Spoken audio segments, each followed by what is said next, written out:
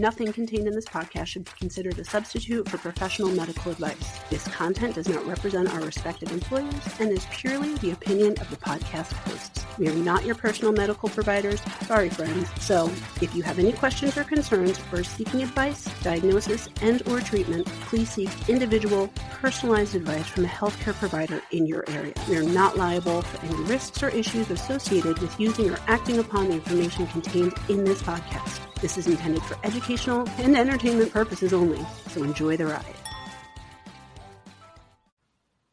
Welcome to Medical Media Mixer, the perfect cocktail. I'm Nicole Peniston, licensed psychologist. And I'm Tara Prisco, physician assistant. So cheers. I feel like I haven't actually chatted with you in a week or two, right? I was away. My drink is We're doing full, virtual so cheers. Our virtual cheers doesn't work out because when I go and edit it and then I put it up and down, it doesn't match the side to side that we're doing. Or sometimes it switches us, so we're on the opposite side. So even if I kept it the other way, it looks like we're cheersing invisible people above us and below us. That's okay.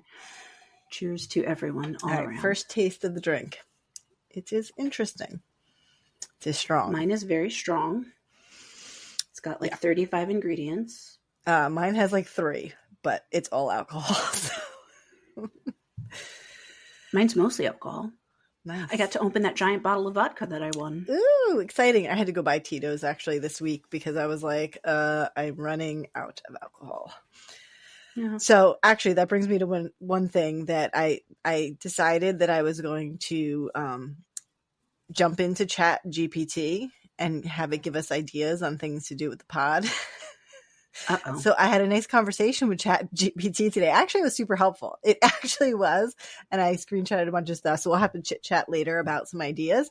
But one of the things was because I was like, we need to start funding the alcohol purchases. Because I went to the liquor store and I was like, oh God, I have to get this ingredient and this ingredient. And I was like, this is getting expensive. It really is. Drinking is not a cheap person's pastime. No, especially it's funny. I also had a foray with ChatGPT today as well. Okay. Because I haven't mentioned this much on the pod, but I attend Comic-Con every year. And in New York Comic-Con, NYCC. And I have been trying desperately for the past about 3 years to present a panel at Comic-Con about something psychologically related. And so I had some ideas and I'm always like, maybe my write-up isn't sexy enough. Maybe my title isn't sexy enough. That's why I don't get picked. So I threw all my brainstorm ideas into ChatGPT and it gave me some good stuff. So fingers crossed, I'll be presenting in New York in October. That would be awesome. That would be a super amazing. Then I have to get a costume and come. Yeah, obviously. Well, you have to buy tickets now. Next month. So if you want to come, let me know. And I'll grab it's you a in ticket. October usually, right? Yes, October 9th to the 12th this year. Right around my birthday. Yeah. Libra season. Yes, ChatGPT, the first time I used it, I was fighting with it because I was trying to do that thing I sent you, to try and make the action figure that was a trend, which by the time I actually post it, it won't be a trend anymore. Well, and I still didn't do mine You didn't do it. I don't know how to do those things. I was fighting with it because then it would come out with something really bizarre and weird. It's good for words, not so good for pictures sometimes. It would be the stethoscope was meh, or the words were spelled wrong. And I was like, stop doing this. But this time it was good, so I'll have to share with you all of my. I had a business pod meeting with ChatGPT. So. Okay, well, do we need to put ChatGPT on the payroll? No, it needs to get us a payroll. Yeah, we definitely need that. Actually, one of the things though, is about trying to partner with other podcasts, and I was trying to search for I have ones I listen to, but other ones are closely related to what we do. And I found one that I just listened to an episode and a half of. So I'm going to feel them out a little and then we'll chat about it. But I feel like they fit our vibe and our topics and the whole thing. So maybe we could do some cross, if they like us and they want to do that, but some, cross promotion. Why wouldn't they? I don't know. You're right. We are special.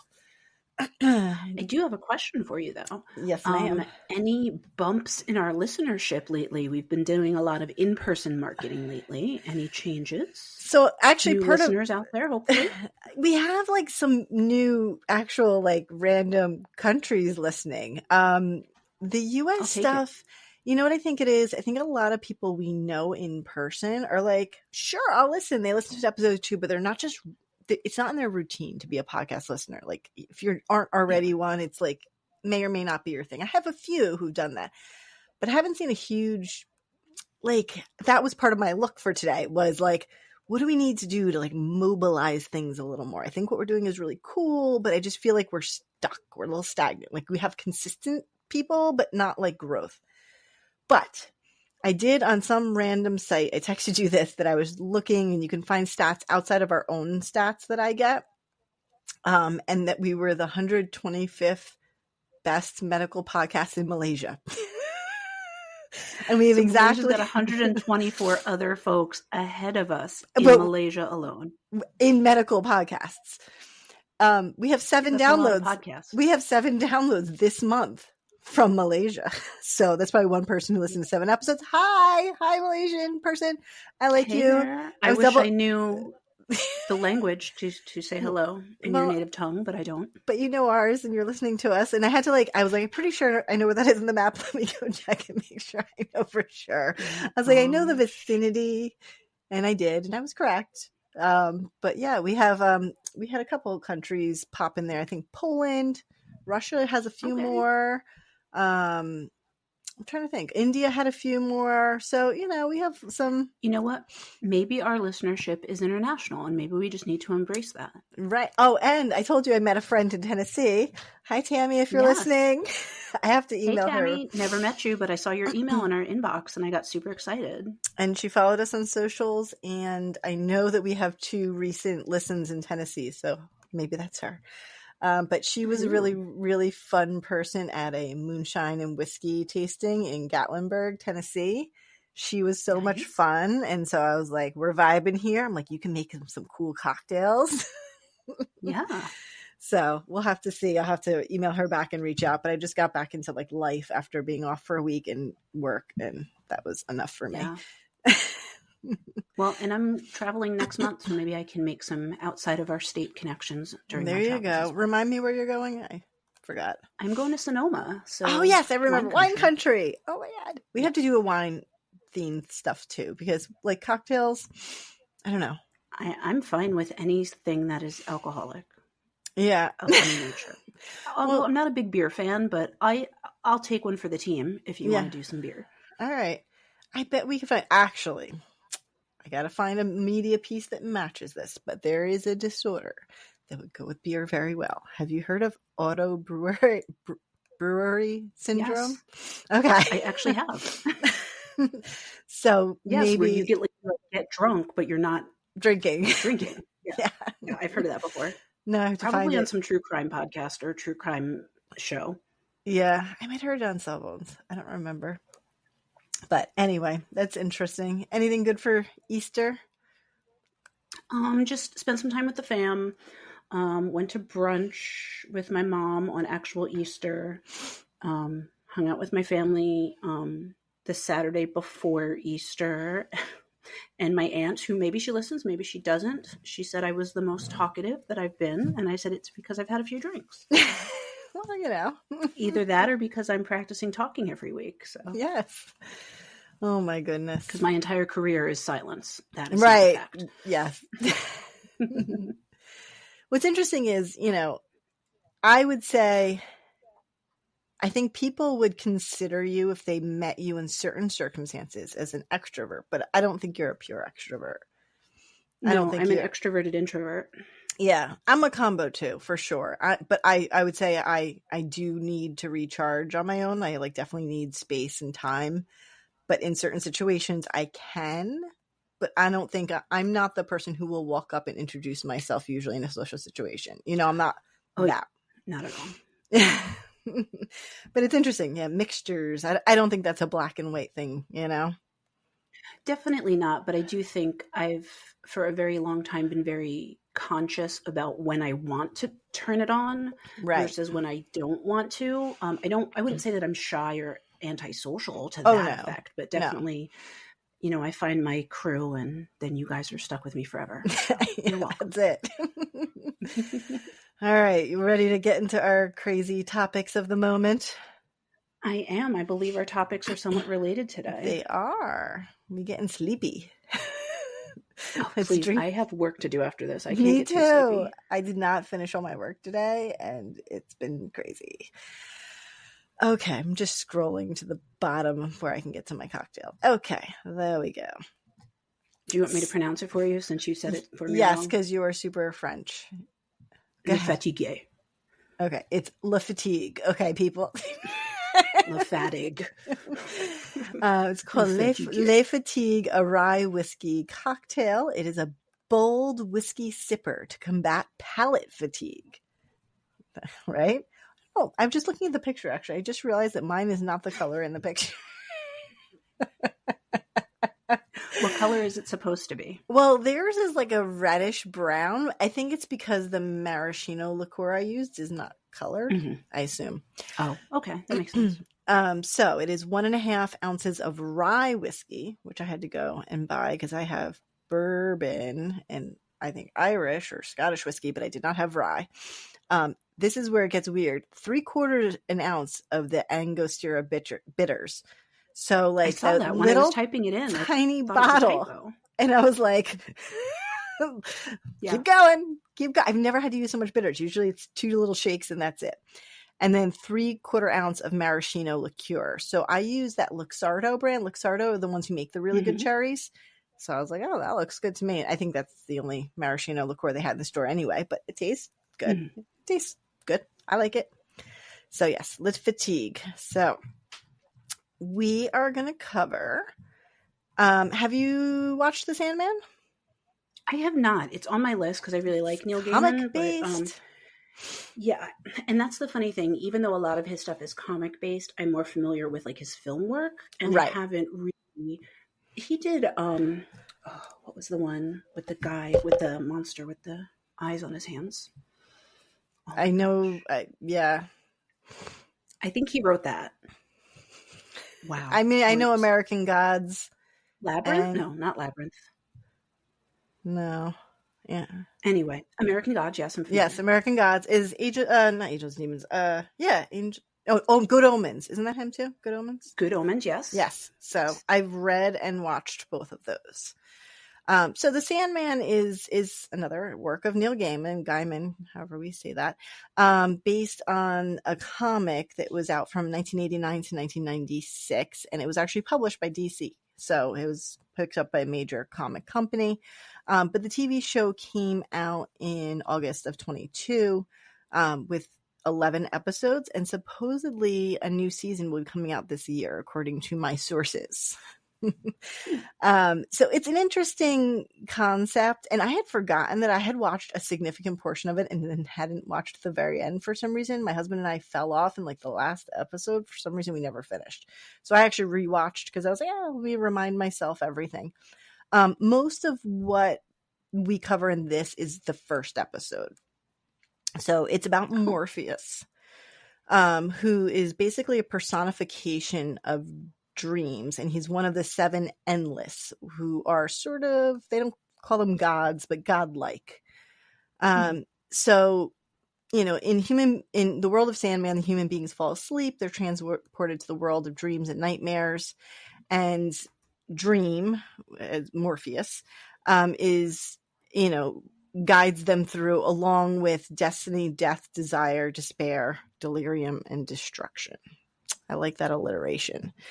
And basically, you know, it's dreams. So in this world, the humans have a chance to play out the greatest fantasies, darkest fears, that are created and managed by him. And they all basically remain within the confines of the dream world. But in the first episode of this series, something goes wrong, and a nightmare called Corinthian somehow gets out into the real world. So Dream starts hunting for him. And this takes place around 1916, so around World War I.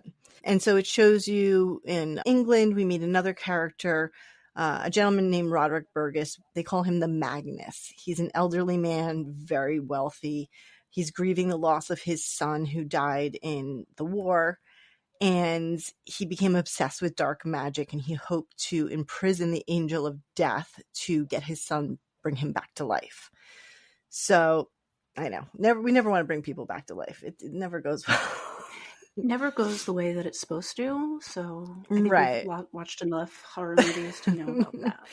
So, he takes, he teams up, we'll say, with another grieving father, John Hathaway, and he gets his hands on a book of sorcery, and he performs this ritual.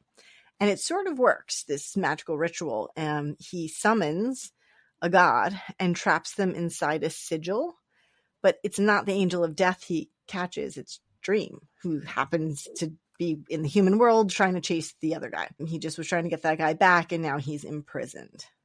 Do they look alike, the angel death and him? Or it was just like Dream is he just grabbed whoever he could. I think it's just magic plopped him there, but Dream is definitely very gothy looking, very, I'm picturing like Angel of Death from American Horror Story, which like that is like a Dream Halloween costume for me. Do you remember that one? It was like 1950s black dress, like A-line petticoat, button up with a little like hat and the veil, but then big black wings. Wings, yeah. And red lip, of course, a red lip. Yes. See, costume ideas. I always have costume ideas. So basically, Corinthian, the guy he was chasing, figures out like, hey, he's caught. I can continue to wreak havoc on Earth. And he speaks to Magnus, telling him that he's Dream, not death he's captured, and he hopes to help keep him captured. So he helps him to like make this glass sphere around him and keep him there essentially. And so Corinthian goes off to cause all kinds of stuff.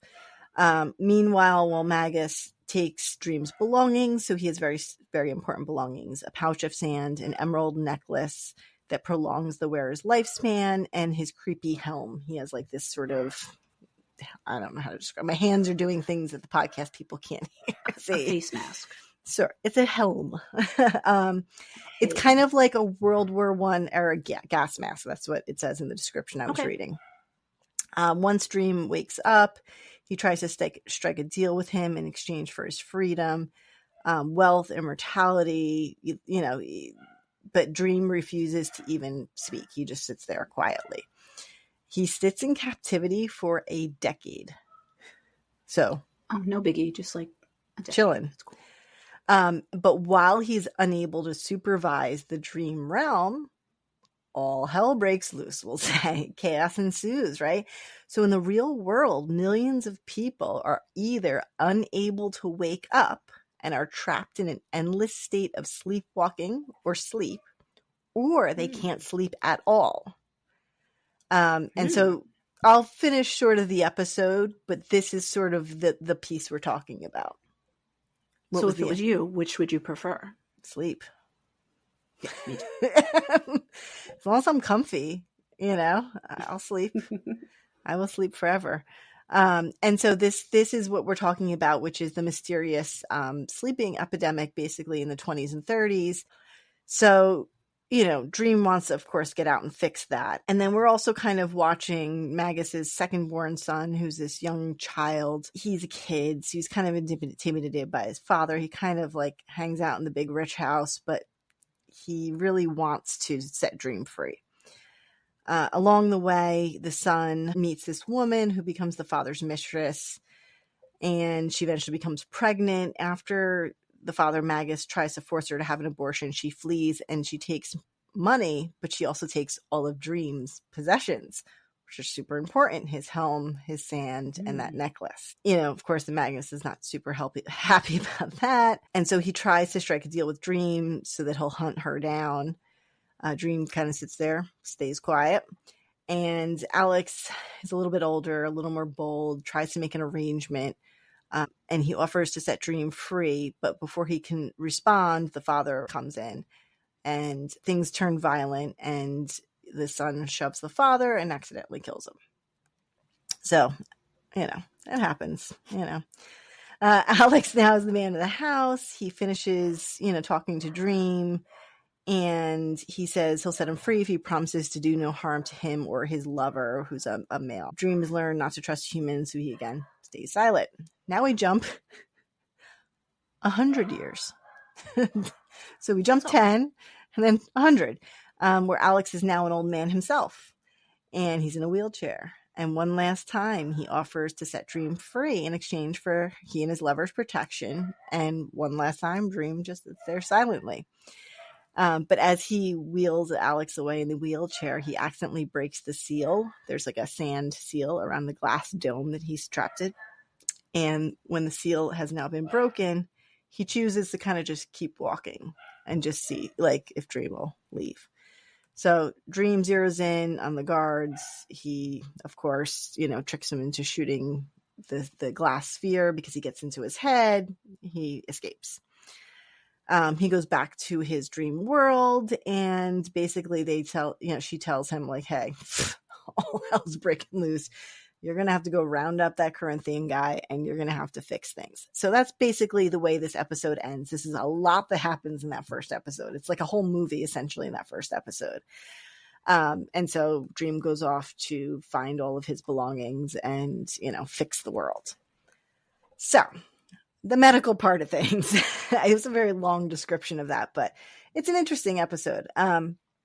So we're talking about this syndrome, which is later named Encephalitis Lethargica. And it's a neurologic symptom that spread across Europe and eventually the world. And it started in 1916 to 17 and continued through the 30s. And so there, as usual, back then, they don't have the exact number of people who are afflicted, but it's estimated to be at least 1 million worldwide. So it's pretty interesting. Now, this, just to not be confused, this is not the same as the sleeping sickness, which is caused by that tsetse fly in Africa. So that's a different thing. So encephalitis lethargica is not the sleeping sickness, separate thing. Also, I apologize to our listeners for tongue popping right into the microphone. That was inadvertent. We probably didn't even hear it, but that's okay. All right. So there's a doctor who's sort of credited with starting to really examine this, Dr. Konstantin von Economo in Vienna. He started kind of realizing he had several patients, these unusual neurologic symptoms.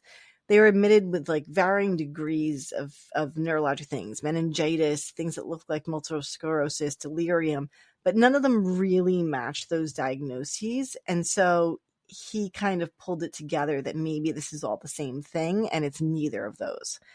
So the biggest thing, of course, that he noted was the lethargy. So he described and wrote a paper about this, and he named it Encephalitis Lethargica.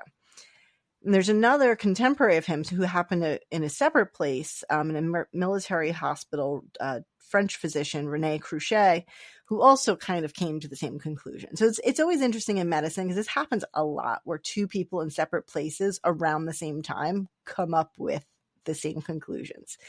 And again, he also published his own description of the disease. And their papers, they continue to write articles and sort of spread the information around the world. Approximately 9,000 papers were published about this, which I can't think of a whole lot of rare diseases that 9,000 things are written about.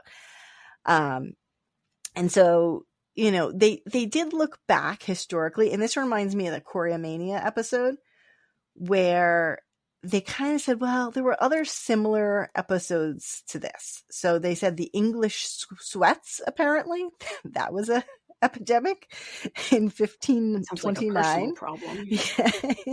Malmazuco, whatever that means, in Italy in 1597. I don't think I can pronounce this German. Okay, hold on.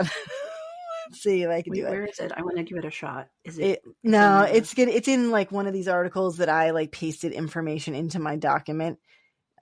It's like the main article. I took everything from. I'm in the article. Okay. For the word. Kriebelkranheit, whatever that is. In Germany in 1672, and then Rafania in Sweden in 1754, and Nona, that means grandma, right? In Italy in 1890. So like similar to that choreomania where there's like all these things, they were similar. We still don't really know what caused it. And they're sort of these medical epidemiologic mysteries. They kind of theorized that the movement of troops during the war sort of spread whatever this was. And so it eventually, started in Vienna, France, then England, and eventually the US, Canada, and so on. And it peaked in the 20s, early 20s. Acute cases became less common. But there were some neurologic complications that hung around afterward. And per this article, there's been no epidemic recurrence of this since the early 20th century. They do think there might be sporadic cases, but it's never been to this level again. And so, they have these kind of different phases and these different forms of it that they categorized. So during the acute phase, it was very much excessive sleepiness. There's very particular thing about your eye motility that seems to occur with this, which is different from other diseases. I guess that's one of the things that set it apart, where their eyes would go up and sort of be locked. They would have fever, movement disorders, but it could be almost any neurologic thing could happen. And it could be shifting day to day, hour to hour. It almost feels like the brain on fire, that one. It feels like one of these things you can't put your finger on. Like it's just so all over the place that it can mimic almost anything. And then they said there was it's funny you say that because I think there's a lot of disorders that I think people take for granted. We name a disorder after a cluster of symptoms, but when we don't have a name for it, we're just going on these symptoms, which could be occurring in like multiple different disorders. So that's why they're like saying like it's all over the place, because one symptom could happen like 16 different disorders. Right. And we're trying to group this and define it, but some of these neurologic things are really, really tricky. So, and the chronic phase can sometimes happen months to years later and often had very Parkinsonian-like signs.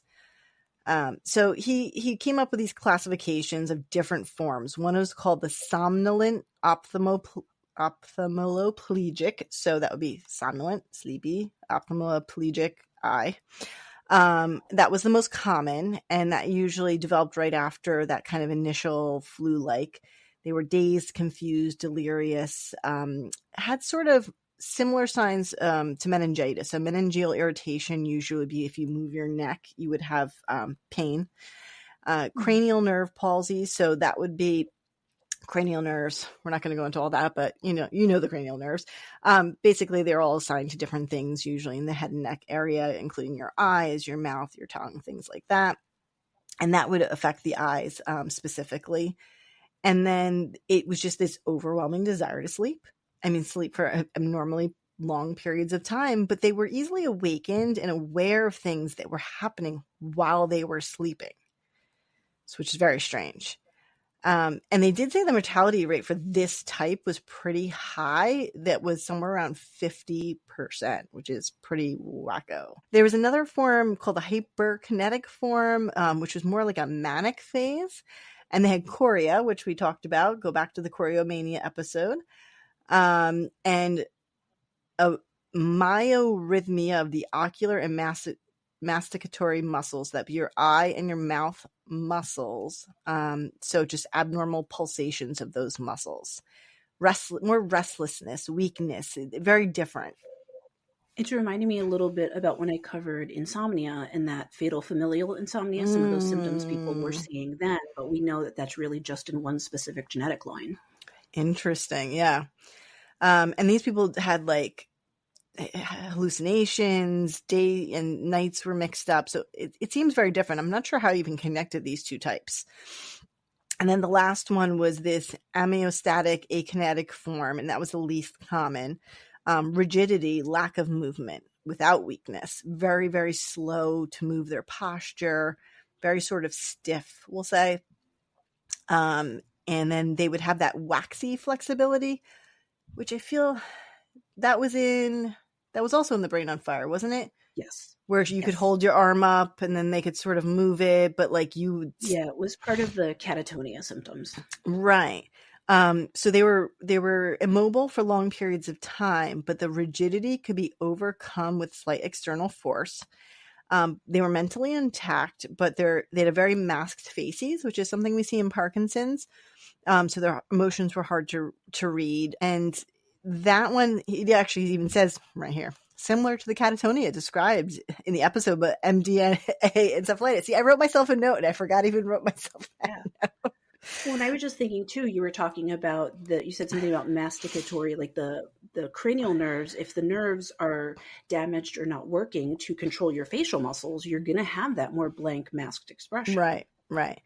So it's interesting. And then the later, more Parkinson, type things is quite interesting too.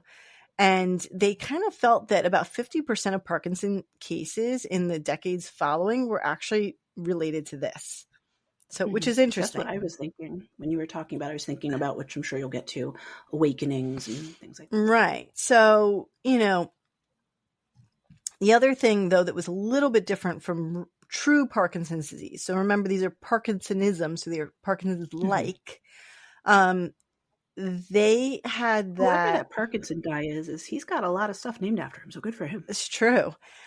So they would have something, these particular patients called kinesia paradoxical, in which I've heard of that before. Yeah. The patient was like in that sort of akinetic, not moving, and then perfectly mobile the next. So a person who struggles with walking, but you throw a ball and they run and catch it, or rescue a child who's about to fall when they were like walking slowly before that.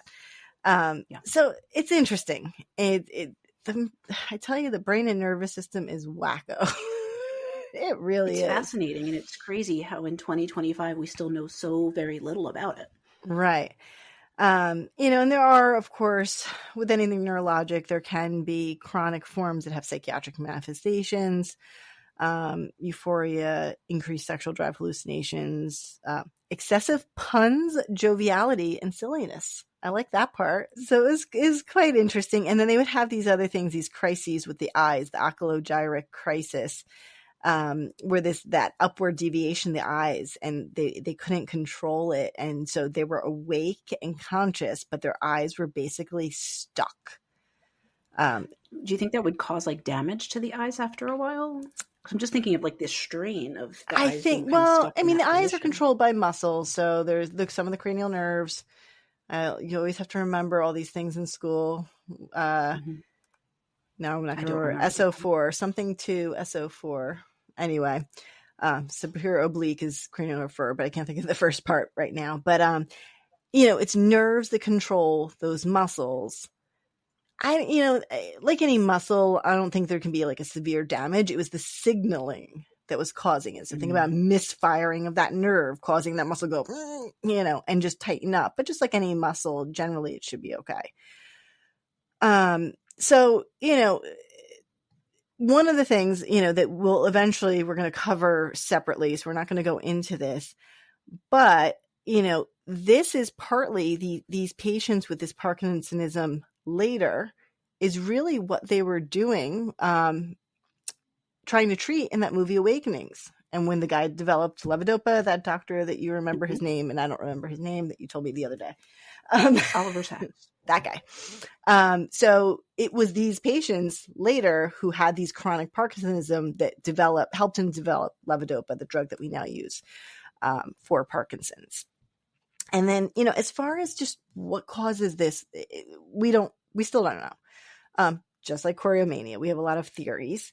They do have, though, on autopsy, some actual findings of the brains. So at least we have that.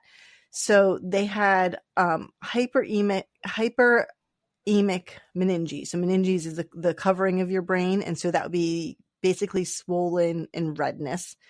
A soft sort of edematous, a swollen, soft, mushy brain, I guess we'll say.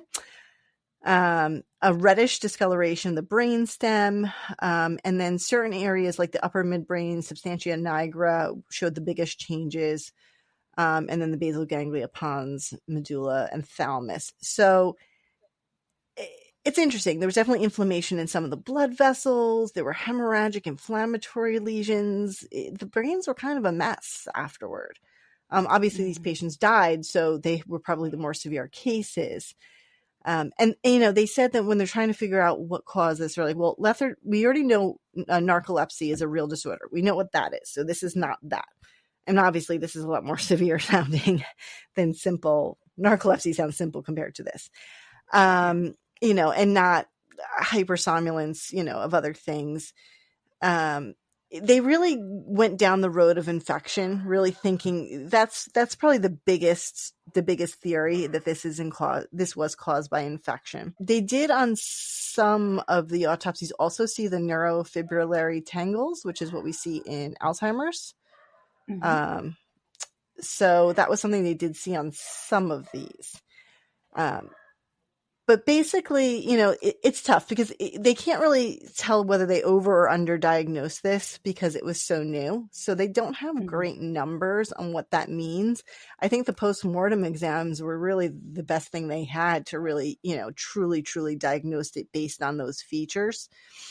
People generally seem to be more middle-aged when they were diagnosed, though. Basically between the ages of 10 and 50 on average, and there was no sex predilection. They said that there were certain outbreaks who seemed to favor one sex more than the other. And then some reports stated that higher prevalence among Jews among natives in South Africa, India, and the Philippines. But who knows as far as counting. They've, again, theorized environmental, infectious, and autoimmunity, again, like the NDMA, whether this was a form of that. That would also be a consideration. They've ruled out food poisoning, toxic substances. There were no GI disturbances. There would often be a single case in a household. Did they think maybe it could be a combination of things where it was an infection that then tripped off maybe some sort of autoimmune response, and that's why only certain people got it?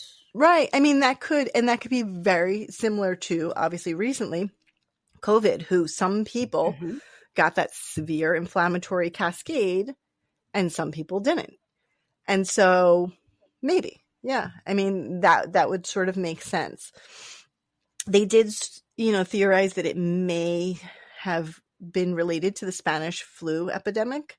So that would make sense. And, they think that there were some other sleeping sickness or encephalitis that were associated with influenza. So I think that's the strongest theory, but I do agree that an autoimmunity component is probably why some people are affected and not others. So their whole house could get flu, but only this one person got that, right? That's what's interesting. And basically studies both refute and support the influenza theory. So we really don't have an answer. Hopefully it never happens again, so we don't really have to find an answer. And that's what I was going to say. Like, the research is kind of flawed because we only have so much data from that time that was collected and so much stuff that we can study now with this new lens. So exactly. And some of those things that we could test for now. So you could do a PCR. You can check for if it was an infection like herpes, strep viridans, something like pandas, which we'll have to cover at some point, which is strep related. NDMA, receptor. I don't think about narcolepsy, but narcolepsy is a different presentation. Very different, yeah. Related to polio, they're saying maybe that. But they because this hasn't happened again, right? As far as an outbreak, so it could be something we've vaccinated against. Exactly.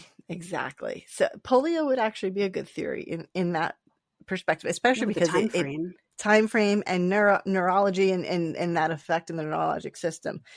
So, basically treatment, there really wasn't anything they found effective. They tried everything because just like anything, you try everything in that acute period, but then if it all goes away, then we never kind of came up with a cure. And currently, since 1940, so I guess maybe I missed when you said this. People were dying from this, or they were dying from complications of it, and then studying them postmortem. They were dying. I mean, they were dying from this. I mean, and their brains look like mush, basically. So it was like a direct. This exact illness caused them to die, and then afterwards we saw the damage that the illness caused to the brain versus them getting this and then getting pneumonia and dying. Or something. Right. Exactly. No, they died from this. But since 1940, there have been 80 reports of it worldwide. So, I mean, it was 1 million back then. So, but to still not know what caused it? 80s. We I still don't do want to not. be part of Right. that I know. 80s. In 1987, they tried to come up with some diagnostic criteria. But I guess they haven't been able to really test it out. So Yeah, it's which maybe that's a good thing. Yeah, it is like choreomania. It's in medical mystery. It's just one of those things. And it's interesting when they're epidemic like that, where it really is just so many cases and we never get the answer. But I thought it was quite interesting. So that's my story. Very good. So I am also going to talk about sleep. The name of my cocktail is Deep Sleep. I drank almost all of it, so hopefully I don't fall asleep while I'm telling this story. I'm not tired yet, but it was very strong. So my cocktail has a bajillion ingredients. So it's 2 ounces of vodka, 0.75 ounces of yellow apple syrup. So if y'all are listening and you want to recreate this, it is not yellow apple syrup. It is apple syrup that is the color yellow, because there's some that's the color red. Oh my goodness. Because I'd be like, took me a I have little to go while to find figure yellow that one out. apples? It's not October. They don't have all those apple varieties in the store. It's just, there's different colors of apple. So like there's green apple syrup that's like that bright green. Red. Apple syrup that's the yellow color. And really it's just because the drink turns out kind of yellowy. So if you use the other ones, it would taste the same. Okay. So 0.75 ounces of yellow apple syrup, 0.75 ounces of apple juice, 0.5 ounces of lemon juice, 5 ounces of actual apple. It says 0.15 ounces of rosemary, aka 1 sprig of rosemary. Okay. And then some ice. I know. It's the way they wrote out the ingredients is like, what is life? And then you read the recipe and you're like, oh, okay. Oh, okay. So you chop up half that apple into pieces. You put that and the sprig of rosemary into a shaker and you muddle it all together, which I have to tell you, aromatically, that smelled amazing. That was really nice. So then you add the lemon juice, apple juice, yellow apple syrup, and the vodka. Fill the shaker with ice, shake, finally strain, garnish with 2 apple wedges, which I already ate because my glass was chilled and then it was melting. So everything was dripping. So I ate the garnish. And then you enjoy. So it's actually really nice, really very aromatic. Like I was saying before, you can smell the rosemary and the apple is a nice scent. And it's a nice flavor. Not too sweet, not savory. It's like right in the middle. Cool. So I am going to be talking today about the documentary called Dead Asleep. Have you seen it? No, I know about it, but no. So I watched it originally when it first came out. It came out in 2021, so I saw it pretty soon after it came out on Hulu. And then when I was thinking about covering it for the pod and I started doing my research, where I always start at Wikipedia, don't judge me, and I didn't realize there was so much controversy around the documentary itself. Like the story itself is controversial, but the making of it into a documentary became like real contentious with a lot of people. So I'll tell you about the story first, and then I'll tell you why people are kind of battling the documentary. At one point, there was a petition to remove it from Hulu. Spoiler alert, it's still on there. You can find it. Wow. So basically, Dead Asleep is following the case of Randy Herman Jr., who supposedly killed his best friend while he was in a bout of sleepwalking. So when I heard that, like as the preview, like that was like what happened, I was like, bullshit, that is not what's happening. And the way the documentary is portrayed, it's kind of left up to the viewer to decide, even though there was a resolution to the case. They do look at both sides of it. So let me give you the rundown. So the woman who was murdered in this case, her name was Brooke Preston. And so Brooke and Randy were very good friends for quite some time. And they ended up moving in together along with Brooke's sister, I believe at one point was also living with them. So it was 2 girls and a guy living in a house down in Florida. They were originally from Pennsylvania. And so they all moved down there for school. They moved in together, had a house together. Everything was going really well. The families were very close. The time period where year-ish was? This is so this happened in 2017. 2019 was when the case went to trial, but it happened in 2017. Got it. So recent. So yeah, so relatively recent. And like I said, the documentary came out in 2021, 22, so pretty soon after the case. But you will find out why it came out so quickly after. So they grew up in Pennsylvania together. They were like neighbors. They knew a lot about each other. I believe they went to the same high school. They were friendly. They weren't like super close, but they knew each other. They grew up together. And so they all ended up moving down to Florida to go to college. I don't believe Randy actually, like, he started off in college and then that kind of didn't work out for him. But so they're all living in this house together, sharing the rent. And a big part of the documentary is them talking about the dynamics of these two young women sharing a house with this man. Mm-hmm. And basically, is this like Three's Company? No. So that's kind of how they present it, was that there was no like flirtatiousness. No one was pretending to be gay like Jack was. It was just, this was their circumstance. They knew each other. They felt comfortable together. So they moved in together. And they were friendly. They ran in similar circles. So it seemed pretty innocent for all three of them to live together. And then, so as they're living together, they have their normal roommate stuff, but nothing significantly problematic. And so at one point while they're living together, Brooke, I want to make sure I get the names right. So Brooke is the girl who was murdered. Randy is the guy that I'm talking about. And I'm trying to find her sister's name because she becomes very important later on. Either way, Brooke and Randy are the two main people. So in the documentary, a lot of people are alleging that Randy was interested in one or both of the girls, at least Brooke, if not also her sister. But her sister was in a relationship. And then at the point of this crime occurring, Brooke had a boyfriend and was intending to move out to go live with her boyfriend up in New York. So not just move out of the house, but move out of state, move away from this whole situation. And so there was some stories from friends and family that Randy had tried to shoot a shot with Brooke and it didn't work. And so things were awkward in the house. And there's this whole story that they tell about the night before. Basically, there was kind of like this going away party situation for Brooke.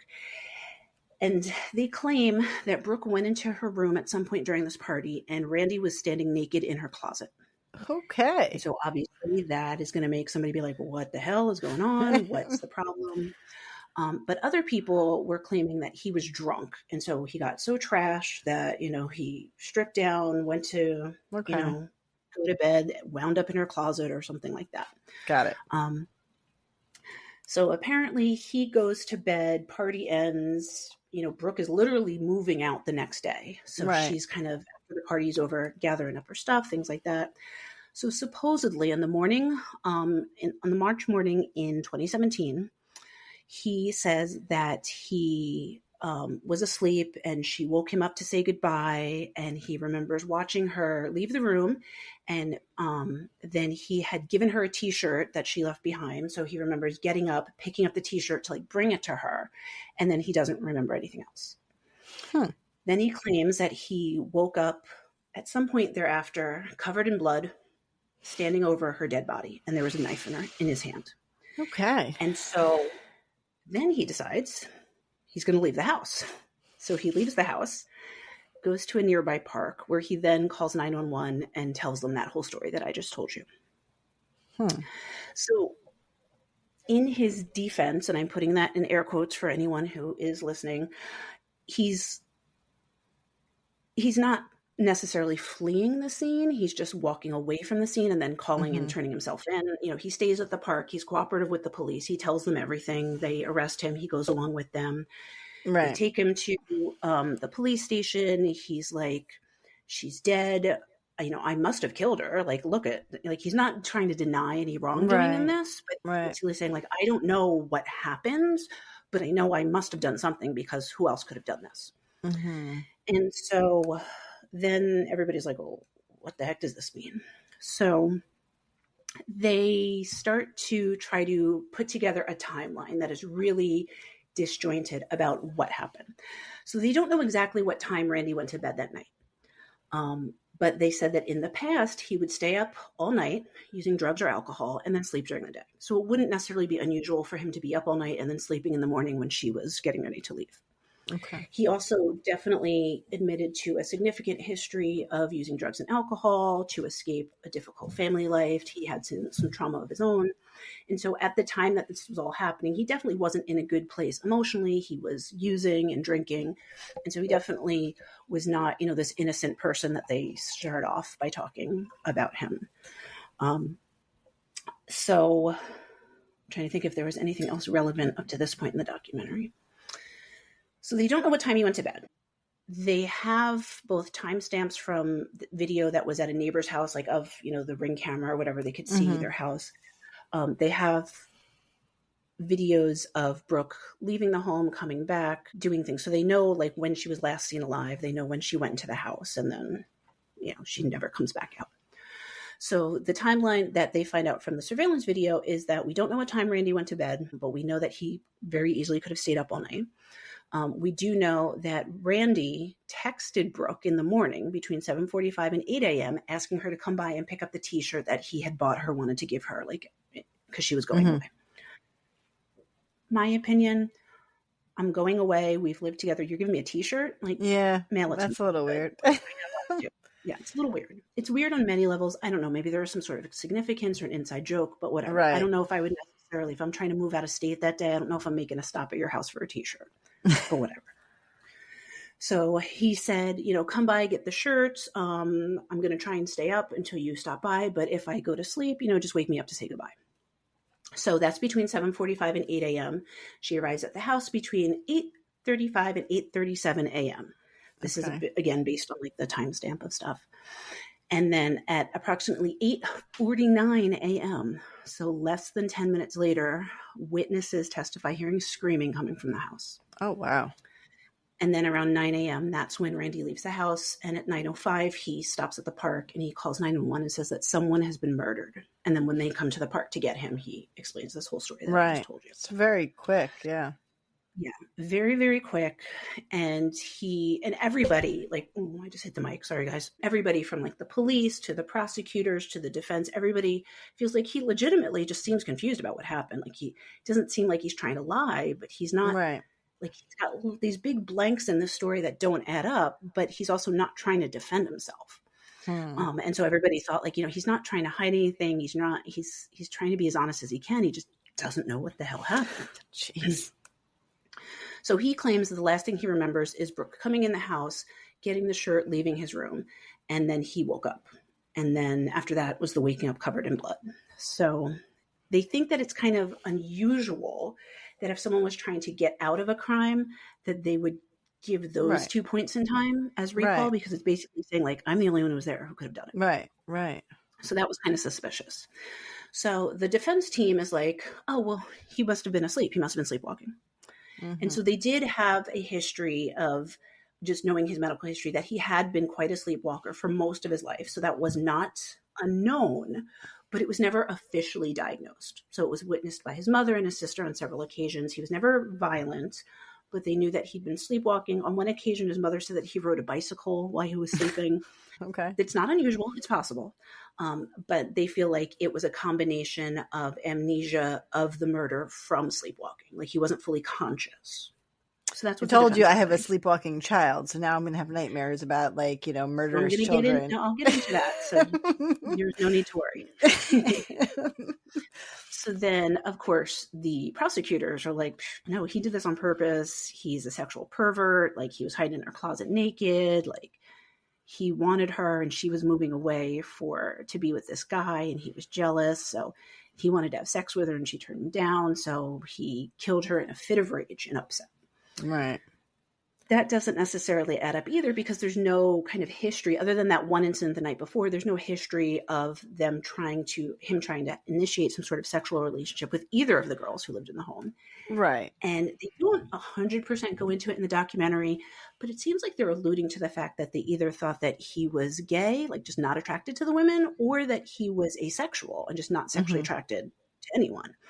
They don't go into it too much. And I feel like I don't think that matters. Just another excuse.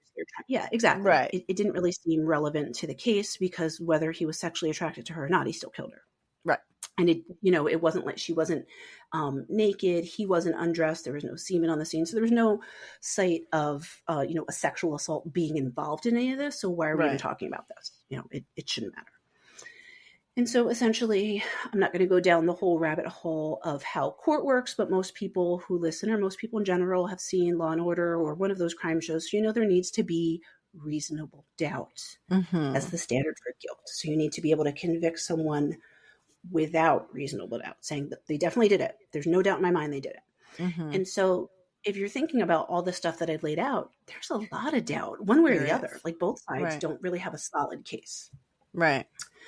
So some of the things that were considered in the case was that he had no history of violence or aggression. Brooke's parents knew him since he was a child and never saw him be violent or aggressive. They always liked him. They didn't see how any of this made sense. Like I said, he had a history of sleepwalking as a child, including those complex activities like riding a bike, which I'll get into complex activities and sleepwalking in a minute. One quick question. I forgot. I don't know if we mentioned this. How old were all these characters at the time? They are in their 20s. Roughly in their 20s. Okay. I'm trying to, like what is their maturity level? Where are we in life? They're definitely adults. They're all college age kids, but they're not, 30, 40 years old. I'd say early to mid 20s. Okay. And it's funny because it doesn't have their age here on this, but either way, that's where they're at. Okay. Which honestly, that's probably something to take into account when we're talking about sleepwalking in a minute, because there are certain ages where it's more developmentally appropriate than other ages for sleepwalking, or more expected. I wouldn't say developmentally appropriate for anyone, but it's more common in childhood is what I'm getting at. So basically they were trying to say that he did this. And then there's this whole big part of the documentary that is uber frustrating, both as a psychologist and someone who knows just a tiny little bit about sleep. They're trying to look at the typical sleep cycle. Mm-hmm. And it's not so typical. We can have averages of 1 to 2 hours of sleep, and what is normal sleep architecture? That's the wake sleep cycles. There's no set definite thing that should be expected. So trying to throw that in for the jury, for the judge to consider, I feel like it was just smoke and mirrors, trying to distract from that this was a murder one way or the other. We did not find that he took Ambien, correct? Right? Not that we know of. He did have a history of other drug use, though. We don't. But just because Ambien's known for sleepwalking and complex behaviors in adults, so that does not come up in this. Okay, I would think they would figure that out if Yeah, the only thing that comes up is that he had been a drinker. He had been using drugs, not using drugs the night before, but definitely had been drinking because there was that big party. Mm-hmm. And then just the whole thing about it wasn't like he was trying to get away with it. He was confessing right away, and he told them everything. He essentially handed himself over to the police. The only unusual thing he did was actually leave the scene of the crime, but he immediately called the police. So thank God I've never been in that situation, but I could see someone getting really freaked out. I can't stand here with the body and then, going somewhere nearby. Something that was really interesting was that the prosecutor never called the chief detective on the case as a witness in trial. So it's well, why would you not call that person up? Right. And ask about this stuff. Maybe and then, some like holes. I mentioned before, some holes in the case, definitely. Yeah. And the description of the events didn't really line up the way someone who is legitimately sleepwalking would describe an event. It was very disjointed. I remember this, I don't remember this. Where when you're in and out of sleepwalking, you might have a little bit more or a little bit less information. It was it just wasn't consistent with what would be expected if sleepwalking was at play. One thing is important to realize, though, in this, Randy never claimed that he was sleepwalking. This was his defense that brought that up. They were trying to explain why he couldn't remember pieces of it. Okay. So he never said he wasn't sleepwalking either. But the whole sleepwalking defense was not his idea. Right. So I think that's really relevant too to this whole situation. And then I mentioned the thing with the closet, naked in the closet, because this part is important that you don't find out till later in the documentary. Not only had he been in her closet and nude, they're not entirely sure he was awake at that point. They think he might have been either fully drunk or sleepwalking at that time. And then apparently he had woken up and been in her closet before and urinated in the closet, thinking in sleep that it was a bathroom. Yeah.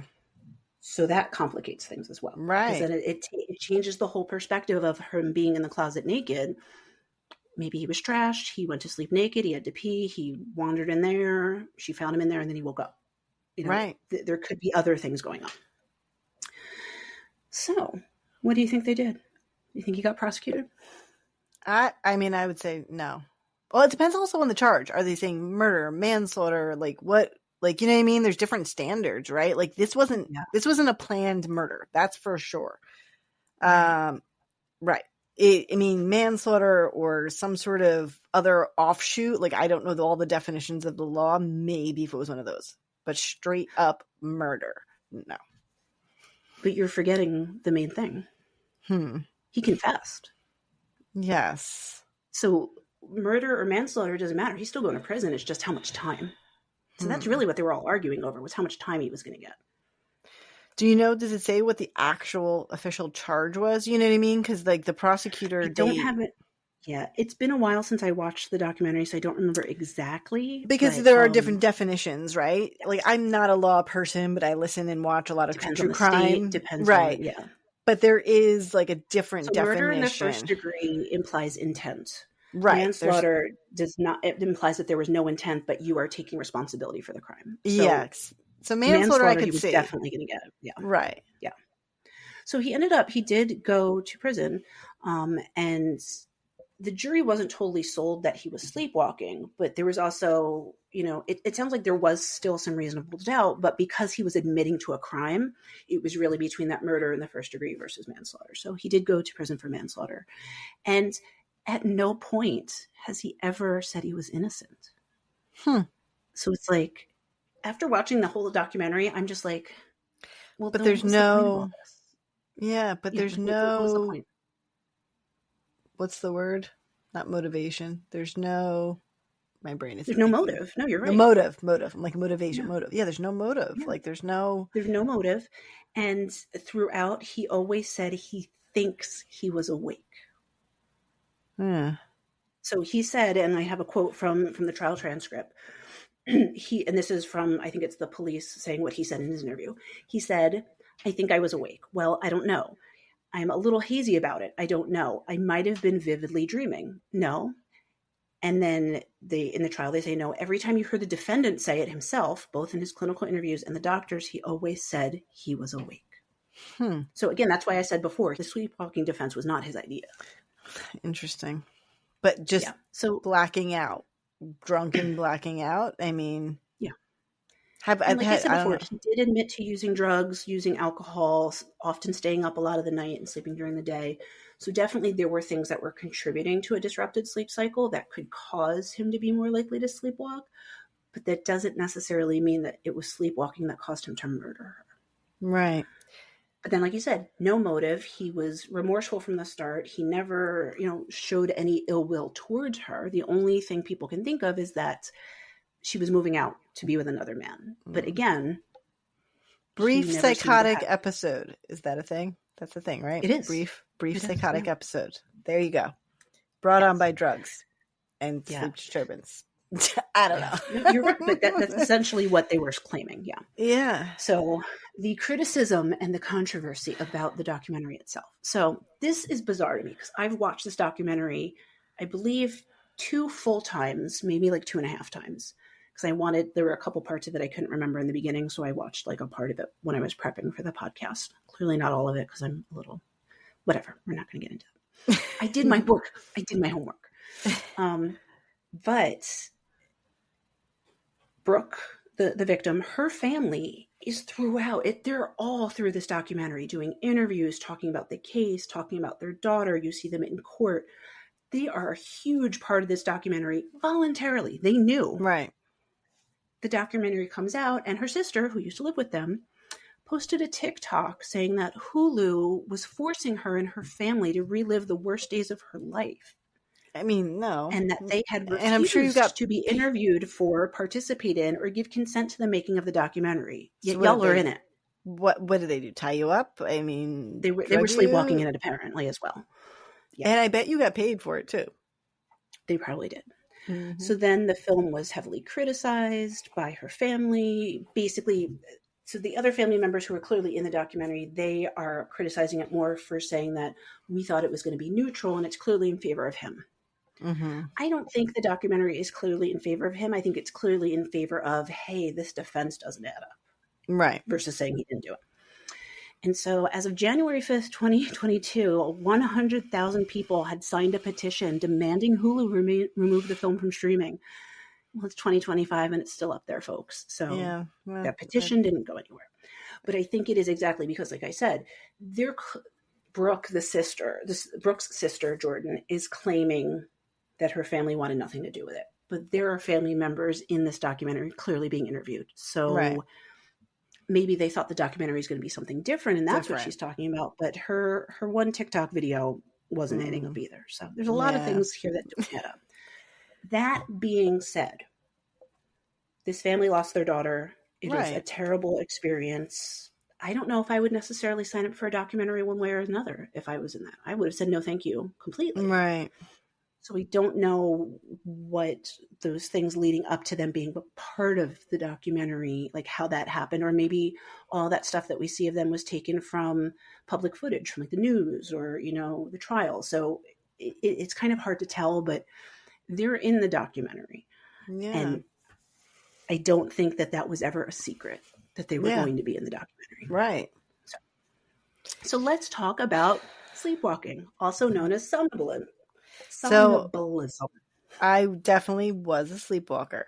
I was. My mother has stories. I used to come down the stairs and it was like a combo sleepwalking, sleep terror thing. I'd be in the middle of like a bad dream. And of course, even though she, you know, do you wake a sleepwalker or do you not? And then, you know, the next day, of course, I didn't remember it. And now I have a child who does the same. And I literally put a bell on her door of her room because when it's both my husband and I listening, I feel like, all right. And my other daughter, I'm like, all right, we're good. But like when he was away for business and I'm like, I'm just so afraid I won't hear her. And it always happens early in the night and he's typically still awake when it happens. So he's downstairs, I'm upstairs. So we put a bell on her door. Like we took a bell that we use for the dog to ring to go out. We put it on her door because I'm so afraid that I'm going to miss it. And she's going to be like out in the street. When we went just on our vacation, I told you, we didn't tell the whole pod, but we stayed in these really cool tree houses, really amazing in Tennessee in the Smoky Mountains. We had to put, because her and my other daughter were staying in a separate like building of the tree house sort of. So we put like a half full water bottle on the doorknob so that it would fall and make a noise. So the other kid would hear her if she slept well, because I was so afraid she was going to be like walking off the deck of a tree in the middle of the night. Yeah. So interestingly, in the documentary, they talk about a few other sleepwalking cases that had helped kind of build this defense. And one of them is the story of a woman who was sleepwalking. She left her house, got in her car, started her car, drove her car, and drove it into a lake and drowned. And so it was showing that people can do these complex mannerisms while they're sleepwalking. But in that situation, she harmed herself, not someone else. Right. And so there have been I wouldn't say many, but there have been enough cases for us to know that people can be violent in their sleepwalking, but it is not common. So in general, sleepwalking, it is a sleep disorder called somnambulism.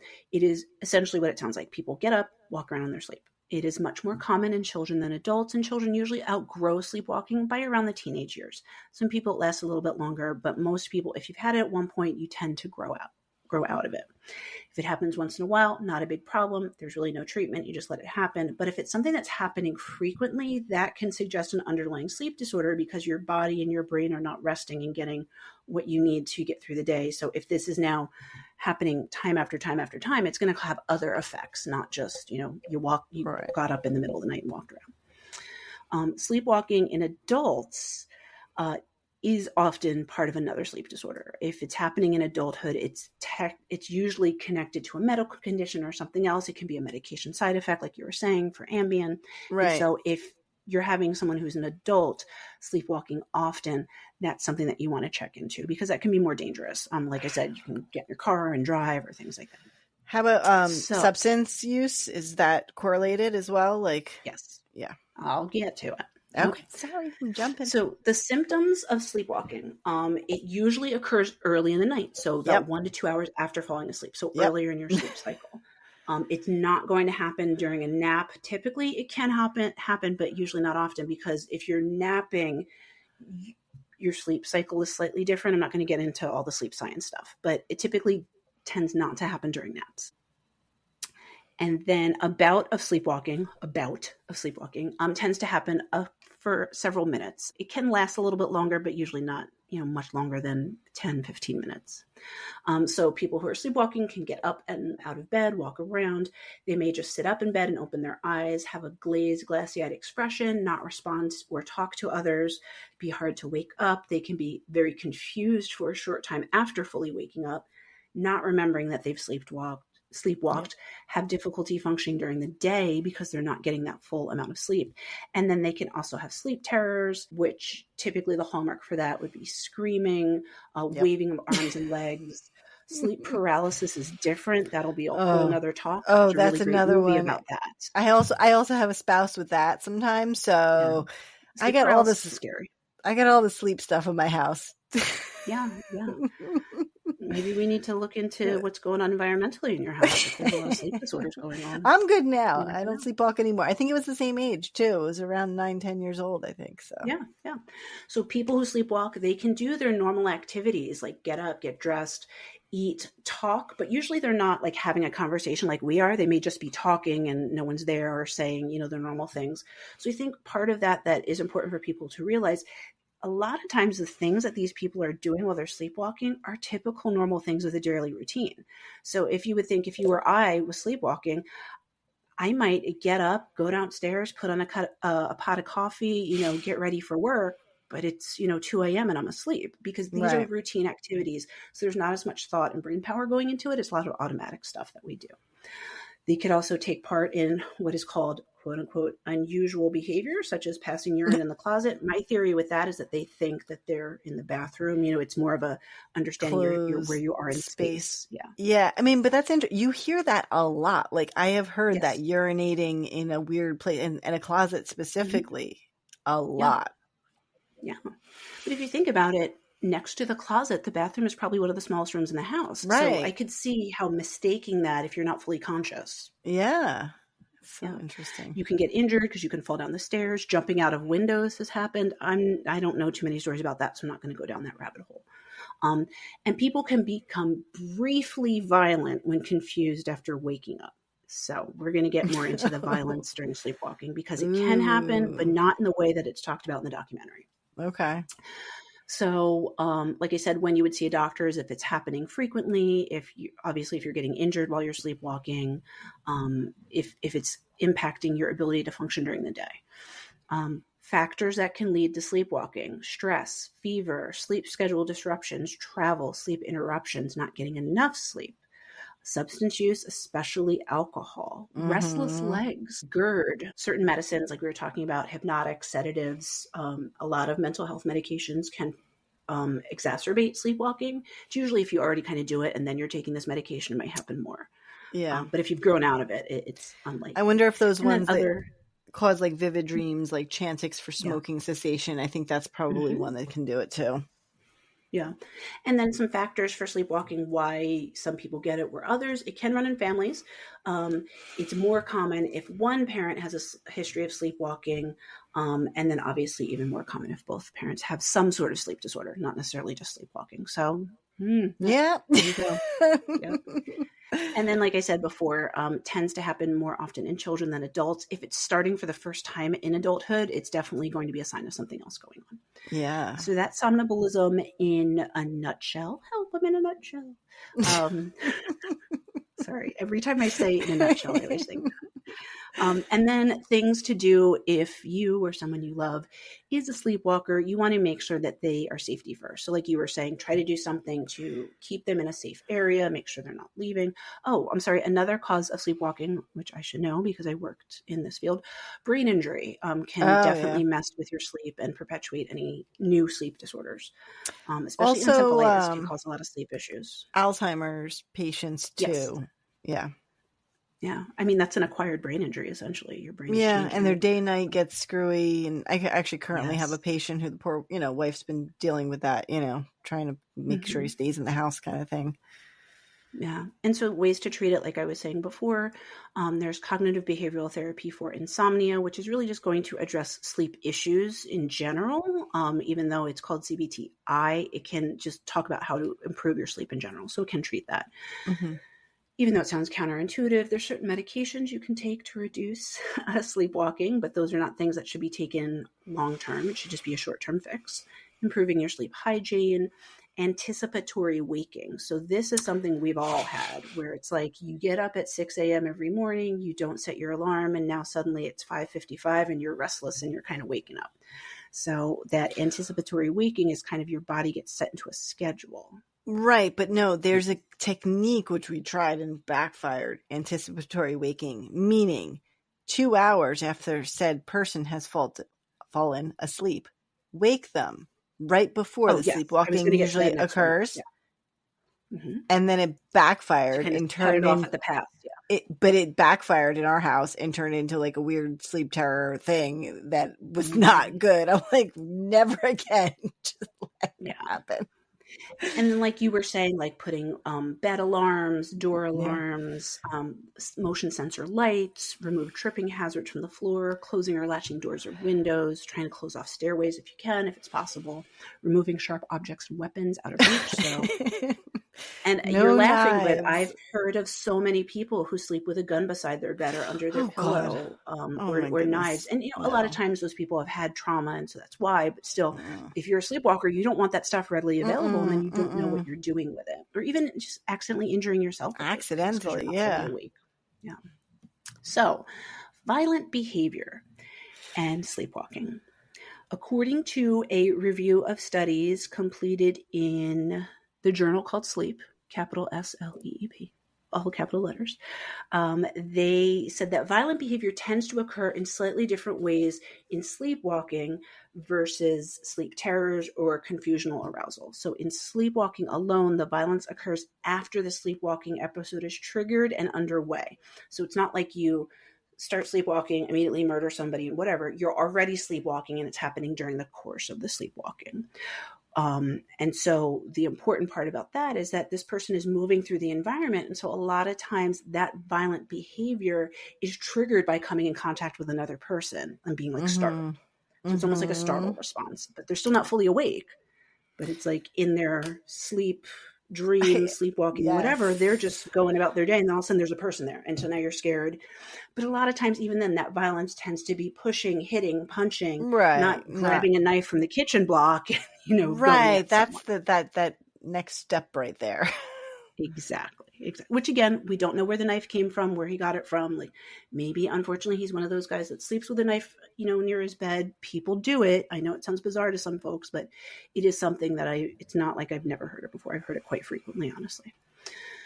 Violence during sleep terrors is very different. And this tends to be when the person is kicking and thrashing as part of their sleep terror. And then that causes violence or aggression towards someone who comes to kind of try to calm them or soothe them. And then confusional arousal is when you are waking up or have just woken up, but you're not fully there. And so if someone then interacts with you, then you may be confused and then lash out towards them. So they're all different types of violence during that sleep issue, but they look very different and occur at very different times. So taking that into account, it doesn't sound like this case is any one of those. Yeah. It's strange. At best, it's that confusional arousal where maybe he was just like sort of awake, but the confusional arousal. I mean, so this is just my own experience. This is not medical whatsoever. So husband with sleep paralysis always thinks there's an intruder. Like that's his repeated feeling. And then he's paralyzed and he's trying to say something and he can't move and he's like, whatever. And then child who sleepwalks, if startled, goes into a sleep terror. So like, I don't know, like that incubus, succubus, dark person across the room, like you don't recognize who's there, even though they're in front of you.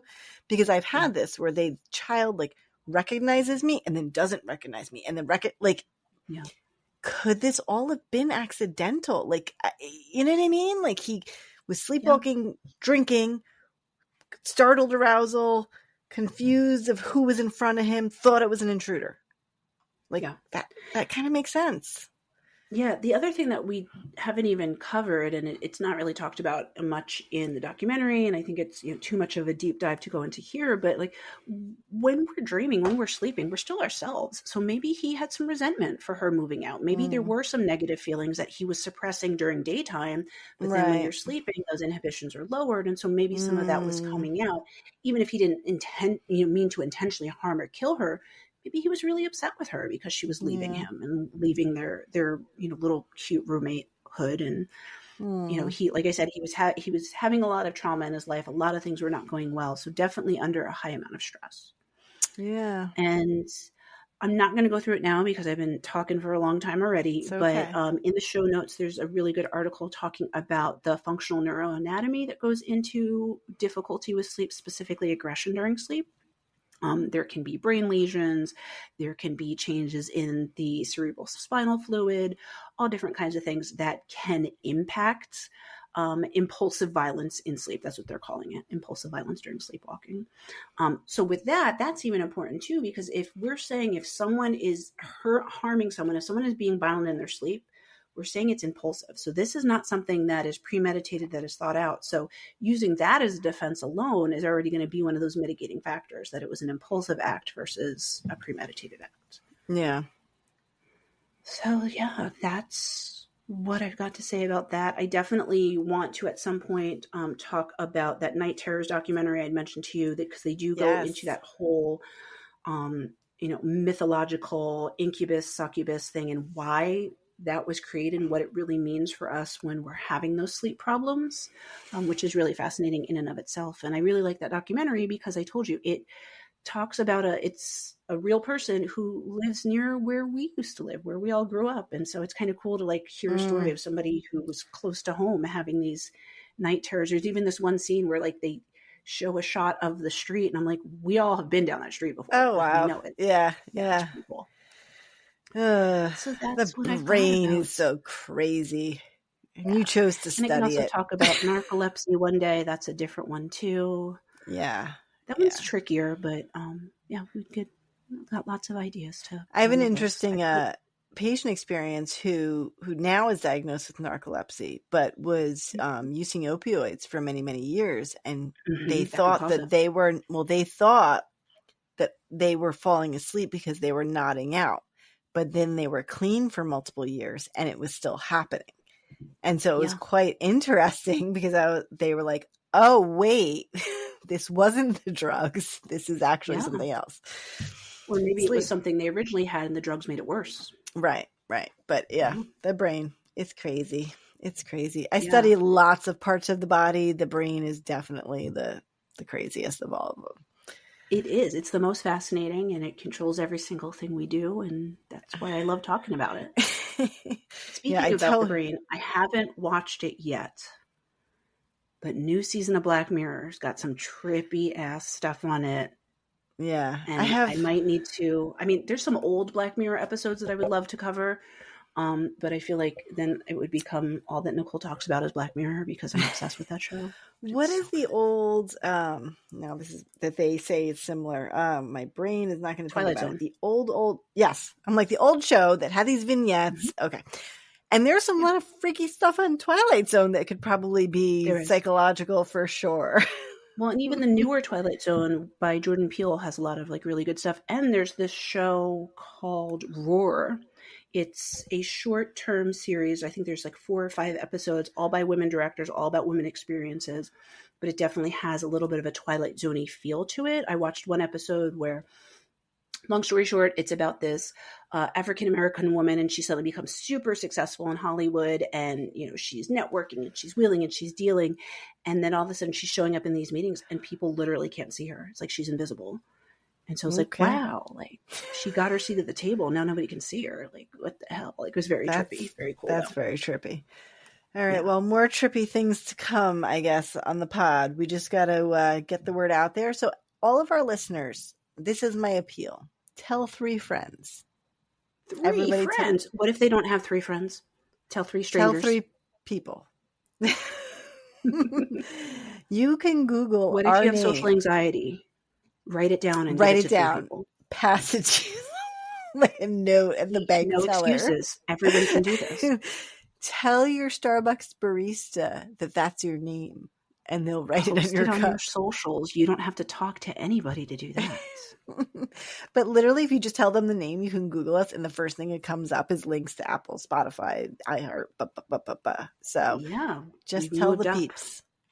Yes, tell the peeps, spread the word so we can keep doing what we're doing. We're going to have a little meeting at some point and come up with some more stuff for you guys. Maybe some bonus content, maybe some sort of incentivized extras. So, yeah. Also, we've got our contest that I know that's wrapping up soon. Do you want to remind all of our listeners about the contest? I think this might air after the contest. I have to look at our but we haven't picked our winner yet, so we can still say. There's a good chance this contest is going to be extended into the next month because we don't have anybody doing it. Yeah, this comes out May 5th. So this comes out in May. Oh, no. So technically the contest will be over, but check our socials, specifically Instagram, because we may extend it because I don't know. People don't understand. Like, there's not that many people. Your chances of winning are very high. I was going to say the odds are ever in your favor. Like, what? Yes. Come on, people. So check our Instagram. Have to volunteer to be tribute to win. You know what's funny? In the airport, somebody totally quoted that while I was reading the newest book, which is I told you about that, the prequel. And I was like, and somebody quoted it. I haven't started that one yet. I need to get it. You need to do it. It's really good. So yes, follow us on our socials, Instagram, TikTok, YouTube, Facebook, Pinterest. All of them. Most ridiculous one of all. Yes. And yes, email us. Shoot us emails to medicalmediamixer@gmail.com. I check the email box every other day. Nobody's there. Except for our friend from Tennessee. Yes. Go Tammy and go Laura. Yes. They get shout outs. They actually emailed us. Yeah. All right. It took all of 5 seconds of their time and they showed us love and we appreciate them. Yes. All right. So thank you for listening to Medical Media Mixer. The perfect cocktail. Cheers. Cheers. My drink's empty.